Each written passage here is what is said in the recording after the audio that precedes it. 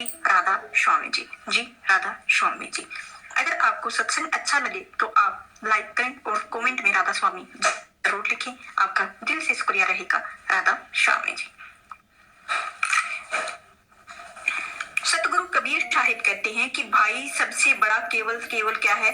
समय। तुलसी नर का क्या बड़ा समय, बड़ा बलवान का वे, और लूटे गोपियां वही अर्जुन वही बाण।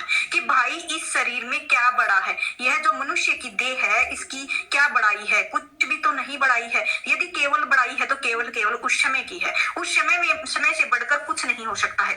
यह समय आता है और मानव भगवान बना देता है। जब तक यह समय आता है तो बड़ों को धूल चटा देता है। तो इसी में मनुष्य का शरीर क्या बड़ाई करता है? सबसे बलवान समय, इस समय के सामने कंस की क्या बशांत है?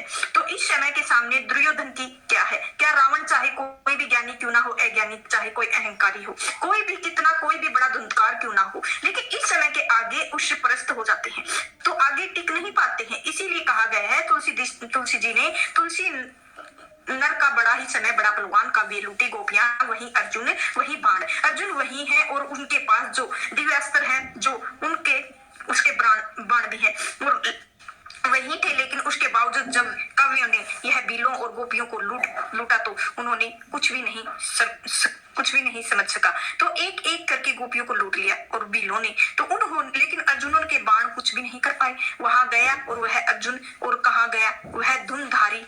इसीलिए समझ लो कि समय है सबसे बड़ा बलवान है।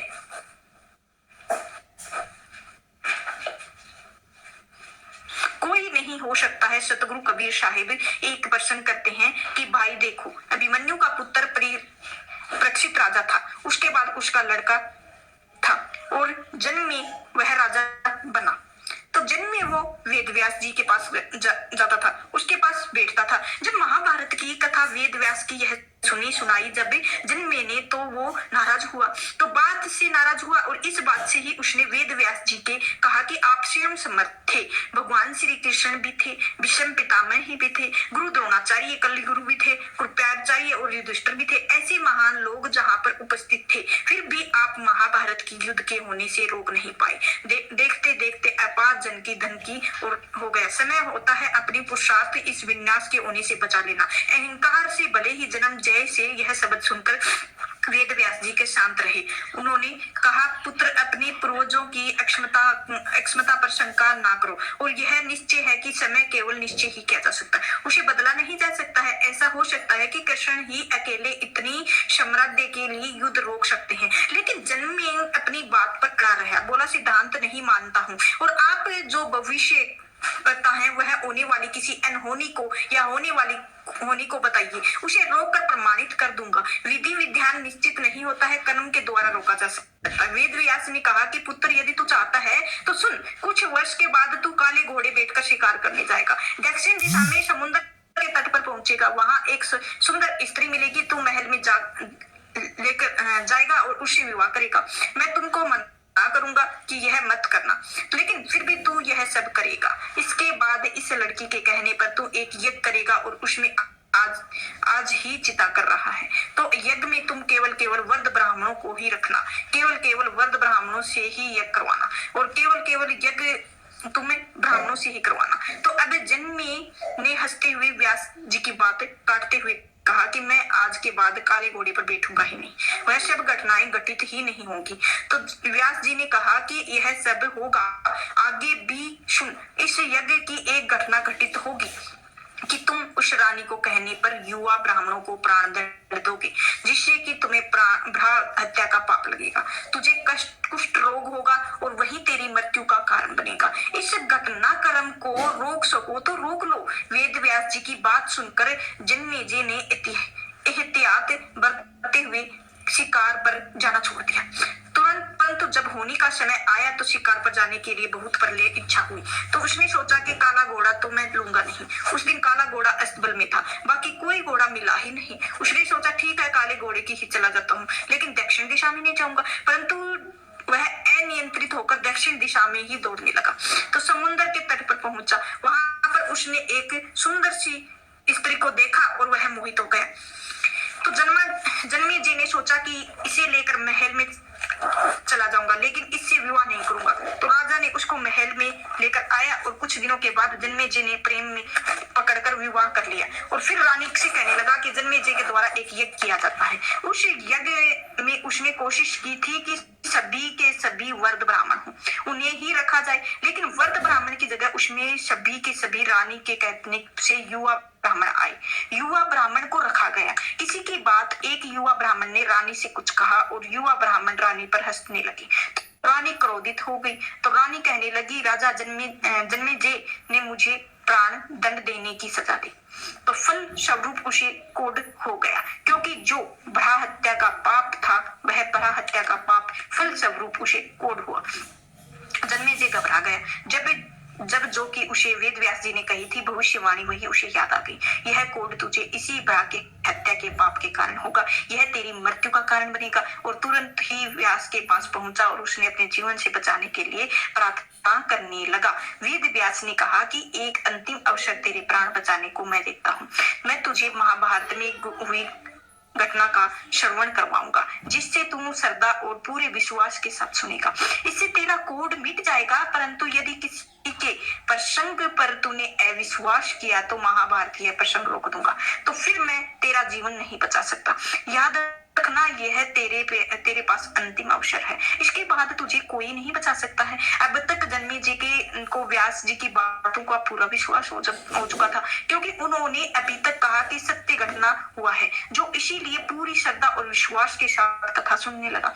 अब व्यास जी ने कथा आरंभ करी और जब भीम का प्रसंग आया तो भीम के बल प्रसंग उन्होंने सुनाया। उसमें भीम ने हाथियों को सूंड से पकड़कर उन्हें अंतरिक्ष में उछाला। वे हाथी आज भी अंतरिक्ष में घूम रहे हैं। जब यह वेद व्यास भी कहे कि तब जन्ने मैंने अपने आप को रोका नहीं पाया, बोला उठा के कि यह कैसे संभव हो सकता है, मैं नहीं मानता हूँ। व्यास जी ने जैसे ही उसने अविश्वास किया और व्यास जी ने महाभारत का प्रसंग रोक दिया और कहा कि पुत्र, मैंने तुझे कितना समझाया था कि अविश्वास मत करना, परंतु तुम अपने स्वभाव से नियंत्रण नहीं कर पाए, क्योंकि यह होनी के द्वारा निश्चित था और मैंने तुम्हें पहले ही बताया था इस कोड के कारण तुम्हारी मृत्यु होगी। और इतना समझाने के बाद भी तुम अपनी जो होनी थी उसे रोक नहीं पाए। तुम कहते हो कि महाभारत युद्ध रोक देते, तो तुम स्वयं ही अपने ऊपर काबू नहीं कर आए और तुम चाहते हो कि तुम दूसरों के कर्मों को ऊपर काबू कर सकते हो, कदापि नहीं। व्यास जी ने महाभारत के प्रसंग को रोका और जितने भी विश्वास पूर्वक प्रसंग सुना उतना उसका जो कोड था वही ठीक होता चला गया। लेकिन जहाँ प्रसंग का करी वहीं जितना कोड उसके शरीर में रह गया, केवल एक बिंदु मात्र रह गया, वही उसकी मृत्यु का कारण बना। लेकिन उस मृत्यु के कारण ही पहले वेद व्यास जी ने अपनी मंत्र की शक्ति आह्वान किया। हाथी तो जो अंतरिक्ष में घूम रहे थे पृथ्वी को आकर्षण शक्ति के नीचे आकर गिरने लगे। तब वेद व्यास जी ने कहा कि यह मेरी बात का प्रमाण है और यह आती अंतरिक्ष में घूम रहे हैं। और उसके बाद जन्मेजय की मृत्यु हो गई। तो पहले तकदीर बनती है, फिर शरीर बनते हैं। कर्म हमारे हाथ में है, लेकिन फल हमारे हाथ में नहीं है। यह सत्य है कि तकदीर जो होती है किस्मत से होती है, वह आपके कर्मों से ही बनती है। लेकिन प्रबंध या किस्मत कहिए, यह वो है जो आपको आपके पूर्व जन्मों के कर्मों की बनी हुई है। इसीलिए आप मिटा नहीं सकते हैं, इसे भोगना ही होता है। इसे कहा जाता है प्रबंध, तो इसे कहा जाता है होनी। इसीलिए तुलसीदास जी ने कहा है कि तुलसी नर का क्या बड़ा ही बलवान है, काव्यों लूटी गोपियां वही अर्जुन वही बाण। तो 11वें अध्याय के 33 श्लोक में श्री कृष्ण अर्जुन से कहते हैं कि उठ खड़ा हो, अपने कार्य द्वारा यश को प्राप्त कर और युद्ध कर। अब यह सब पहले ही मेरे द्वारा मारे जा चुके हैं, तू केवल निमित्त मात्र है, तू नहीं मरेगा और इनका मरण निश्चित है तो प्राप्ति और स्वर्ग जीवात्मा भूष्य महम तत्साम उतते युद्धय युज की। तुम केवल उठकर अपना कर्म करो। यदि तुम मृत्यु को प्राप्त हुए तो तुम यश के साथ स्वर्ग भोगोगे। यदि तुम जीवित रहे तो युद्ध की जीत इस धरती का भोग भोगेगी। इसीलिए दोनों के हाथ हमारे लड्डू हैं। खड़े हो और युद्ध करो और जय करो, पराजय करो। केवल निमित्त होनी चाहिए जो टाला नहीं जा सकता, लेकिन नेक कर्म ईश्वर को नाम जप से होने का प्रभाव कम किया जा सकता है। अब लोग पूछते हैं कि प्रभाव से कम कैसे किया जा सकता है, तो कबीर साहिब कहते हैं, जब सच्चा सतगुरु मिलता है तो अन्यथा राय घटे ना तिल घटे, विधान लिखे देख सच्चा सतगुरु जो मिले ऊपर मारे मेघ की बाई, गाई के बराबर तुम्हारे कर्म भी, कर्म फल घट नहीं सकता है, तिल के बराबर वही बढ़ नहीं सकता है। तो सतगुरु बेट ऊपर में मारे मेघ, जो सच्चा कर्म है वही तुम्हारे इस कर्म में प्रबाध्य को मिटाकर ऊपर अपनी मेहर बरसा सकता है। तो उन्हें कर्म में बंधनों से मुक्त हो सकता है और केवल सतगुरु पे आंख में है। सतगुरु से प्राप्त हम कर सकते हैं और आसानी से प्राप्त नहीं होते हैं। इसीलिए सतगुरु को प्राप्त करने के लिए उत्तम कुल नहीं चाहिए, उत्तम वर्ण नहीं चाहिए, चाहिए तो उत्तम कर्म। इसीलिए उत्तम सद्भाव और उत्तम भाव यही चाहिए है। उत्तम श्रद्धा, उत्तम विश्वास। जो व्यक्ति परोपकारी करता है वह श्रद्धा रखता है, विश्वास रखता है और वही केवल सतगुरु प्राप्त कर सकता है। तो आज का सत्संग इधर ही समाप्त होता है। राधा स्वामी जी राधा स्वामी जी। अगर आपको यह सत्संग अच्छा लगा हो तो चैनल को लाइक शेयर सब्सक्राइब जरूर करें। आपका दिल से शुक्रिया रहेगा। राधा स्वामी जी राधा स्वामी जी। आप हमेशा खुश और स्वस्थ रहें, यही मेरी इच्छा है।